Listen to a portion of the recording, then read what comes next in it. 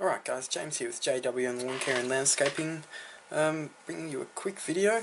Again, don't really have much to do today, so I thought I'd do this quickly while I was clearing out a shed.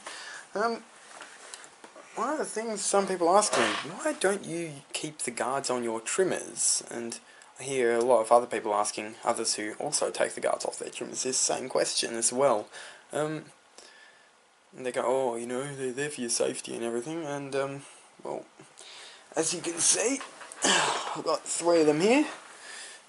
This one's from my FS38 Stihl.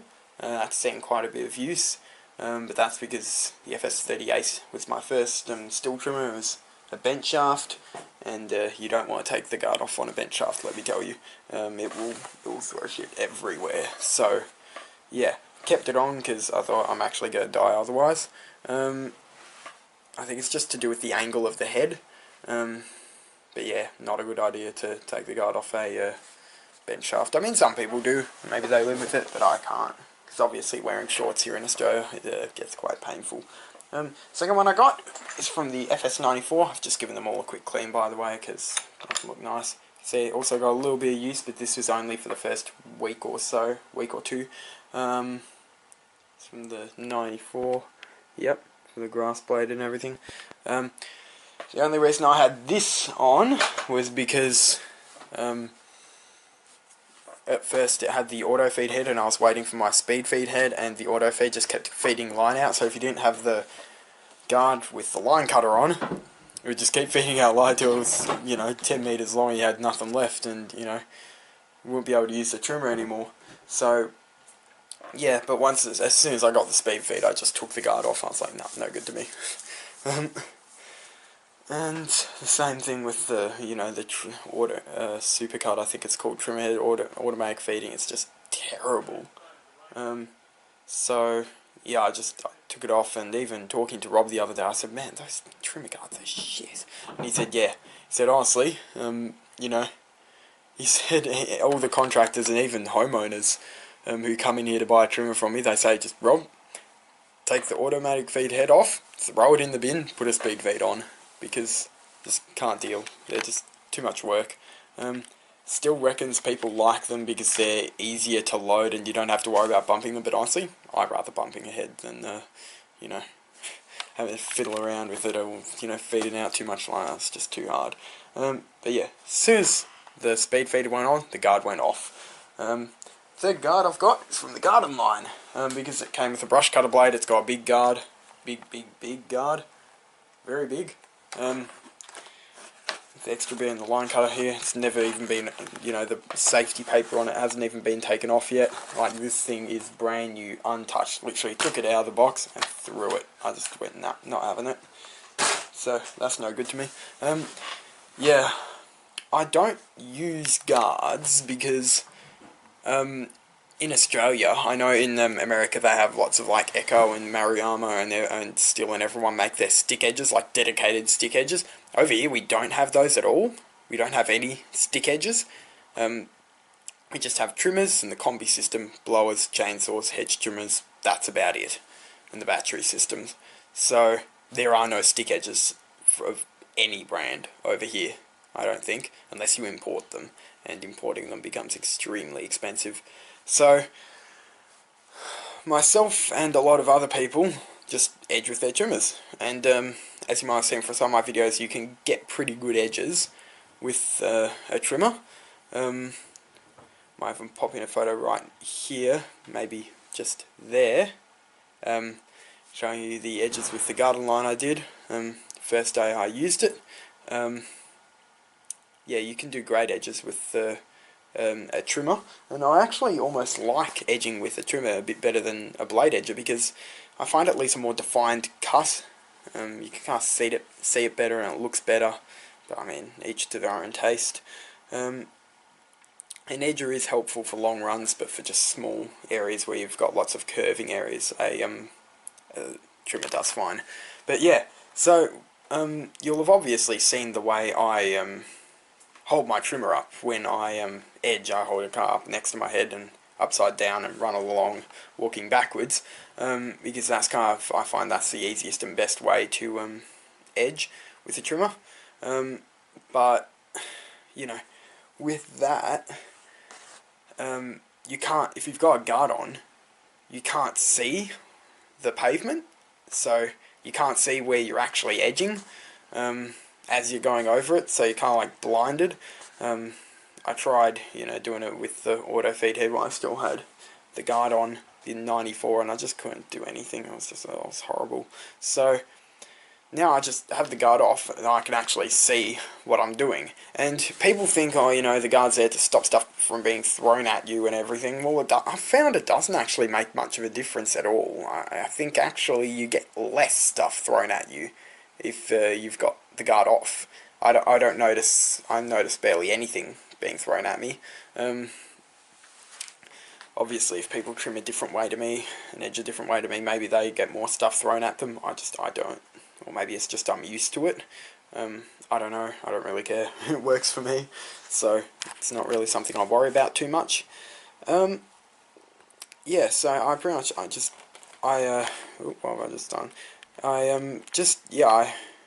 I hold it up because I find it easier, and I don't have the guard on because I can't see if I have it on. Doesn't matter how big or small the guard is, I can't see when I'm edging with that thing there. And also, what I don't like is when you've got a guard off, you've got the head spinning, if it hits something like a stone or whatever, it can go anywhere within that circular area that's, you know, the string's going in.